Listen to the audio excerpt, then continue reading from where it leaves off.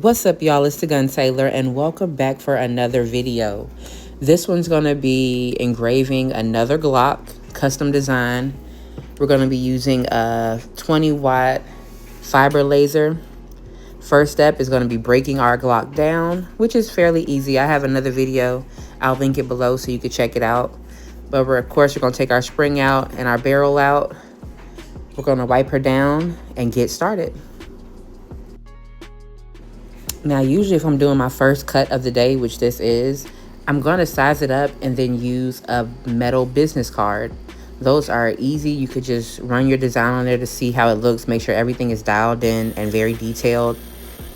You never know what happened during the night. Somebody could have bumped the machine, or a child could have been playing with something and changed your settings, and then you'd be pissed off. So yeah, we use a card first. And now we're going to lay down our first graphic. This one's a logo. They wanted a deep engrave. So my power is set to 90, frequency at 35. With the depth I wanted, I let it run for about an hour and a half before I checked on it. I came back at 27 count and at the 50 count for cuts. And that was the sweet spot. So sit around for an hour and a half, let it do its thing, then check on it. Now we're going to do the other side, which was way more easy. It was big text, so it goes by pretty fast. But the same depth. I checked it at halfway, or about halfway, and then again at 50 count. Now, after each deep engrave cut that went through, so after each one cycle, I did a cycle of a clean and polish. So we're going really deep, and then we're coming back across with a really low setting that's just going to change the color a little bit. At the very end, right before I move it, I do one last clean, one last polish. Look at that. She came out superb. Yes, a very simple design, very clean, and more importantly, what the client asked for. And now it's time to reassemble, because you always want to give the gun back the way you found it. Maybe a little extra oil. Make them feel good. But we're gonna add our barrel back inside, slide that in, and we're gonna put our spring back in and slide our slide. Yeah, we're gonna slide our slide back in place.